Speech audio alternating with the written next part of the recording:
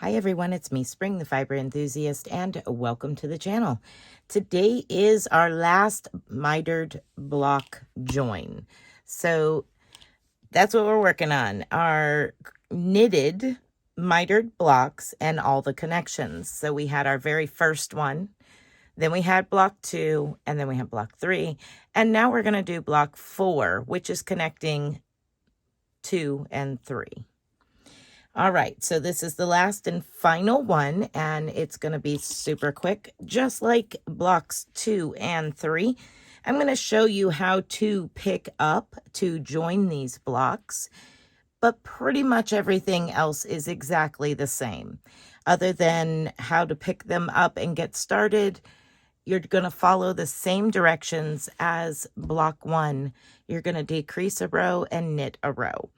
So if this is the first of these knitted blocks you are watching, I recommend, and in the upper right hand corner should be a little card to send you back to block 1 and go from block 1 all the way through to this point. And we'll meet back up with you here. All right, so this is a 15 by 15 stitch by 15 stitch block. So each side is 15 stitches. So we need to pick up 15 stitches along this edge and 15 stitches along this edge. And since this is blue, this one will be blue as well. Let me find the end here.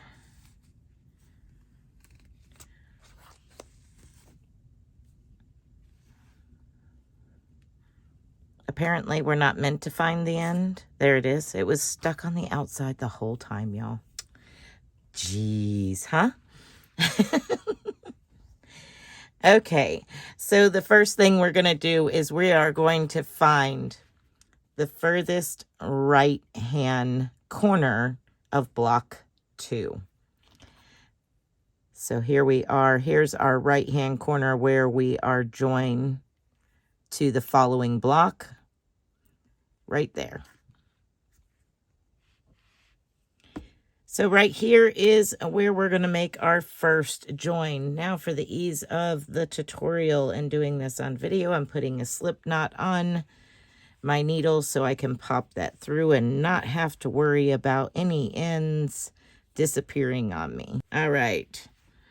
Okay, so I am in the very corner here, very right hand corner of block number 2, and now I'm just going to work my way down, inserting my needle in between rows.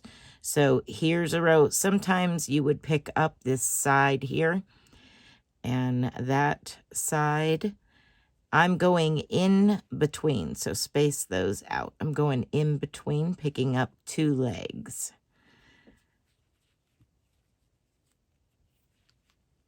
All right. So here we are, I'm going in, yarning over, and pulling up a stitch. Going into the next, yarning over, pulling up a stitch. And you're just going to work your way down the side of block 2.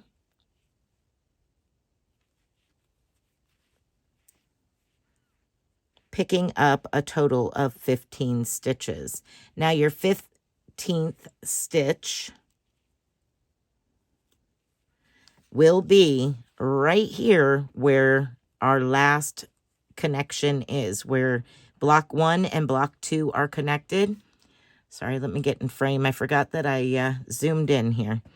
All right, so your last stitch will be right here where everything is joined together, block 1 and block 2. So we're just going to work our way down. We are 2, 4, 6, 7,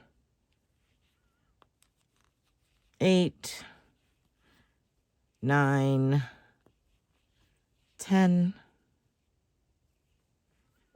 Then we're going to go.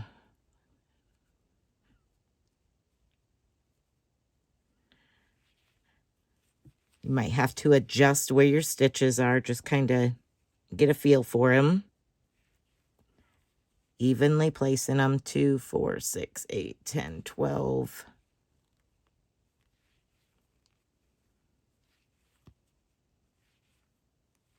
13, 14, and 15. All right, so that is our first 15.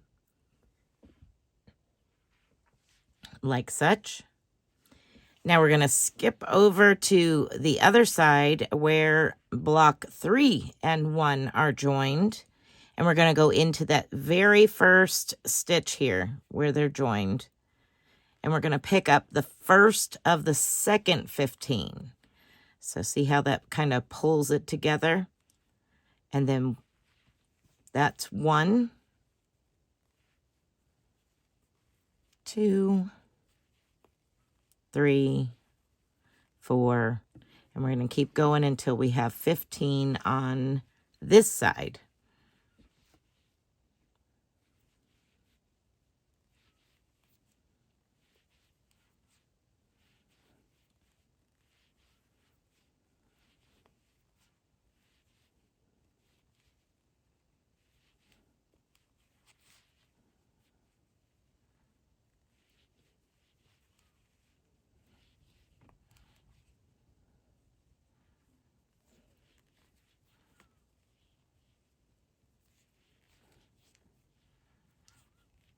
There we are. All right, let's double count and make sure that we have a total of 30 stitches. 2, 4, 6, 8, 10, 12, 14, 16, 18, 20, 22, 24, 26, 28, and 30. Okay, so we have a total of 30 stitches. We're going to turn our work over and we are going to knit every stitch all the way back. And just like in the previous videos, I take a stitch marker and I place it on the starting stitch of the side that I have to knit. So I know when I come to this side and it's set up to knit, it's set up to work. If the stitch marker is at the beginning, it tells me that's my knit row. So I'm just going to knit all 30 stitches. And as I go, I'm going to place a stitch marker after the first 15, which is in the center. So 2, 4, 6, 7, 8, 9, 10, 11, 12, 13, 14, and 15. And I'm just going to slip a stitch marker on there, and that's going to remind me that that is the center of the work. So my decreases happen on the 2 stitches before and the 2 stitches after.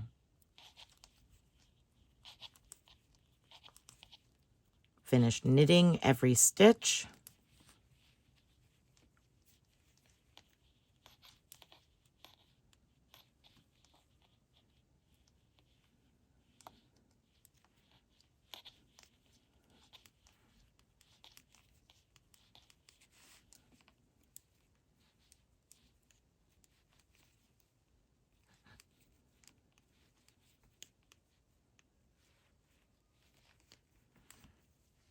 Okay, so we have finished row 1. Now we have joined, finished row 1 of knitting, and now we need to do our first decrease row. That's your 2-row repeat. Knit a row, which is the wrong side of your work, and decrease a row, which is the right side of your work. So we're going to knit the first 13 stitches. 1, 2, 3, 4, 5, 6, 7, 8, 9, 10, 11, 12, and 13. You should have 2 stitches left before your stitch marker. You're going to knit 2 together.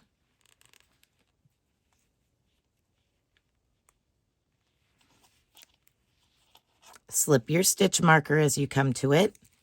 And now we're going to do an SSK, a slip, slip, knit. And I'm going to show you how to do it the way that I do it, which is go in as if to knit your first stitch, tip your work towards you, pick up the back leg of the second stitch, and now knit those and pop them off. That is a easier way to do a slip knit. And then you're going to knit the remaining 13 stitches. Now you're going to repeat those 2 rows, knit a row, and then decrease a row until you are down to knitting the last 2 stitches together. That is all there is to doing the block 4 for your join of your mitered squares.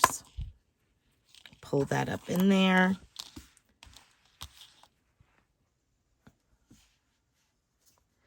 So that's it. We had block 1, 2, 3, and this is 4.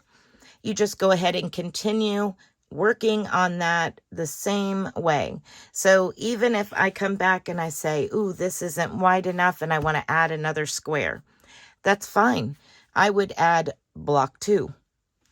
And then block 4, because I would be joining this row and this row together, I would use block 4.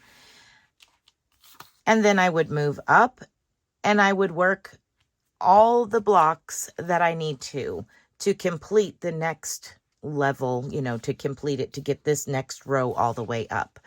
So that is how you work those blocks, and you can continue to add blocks as you are working on a scrap GAN, or if you have a project in mind that you want to make, and the width of it, how many blocks you want to use.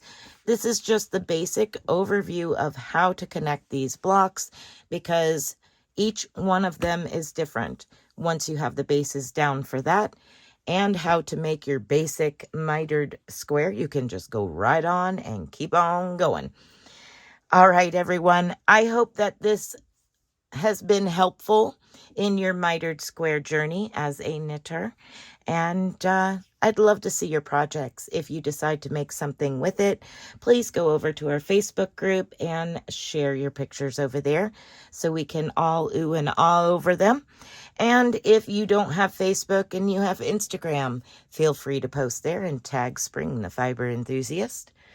As well as if you don't have any of the other social media platforms, you can also find my email down in the description box with the rest of the links to reach out, support the channel, and all of that. You can send me a private email with a picture of your work. I'd love to see it. All right, everyone, be blessed, be a blessing, and until next time, bye for now.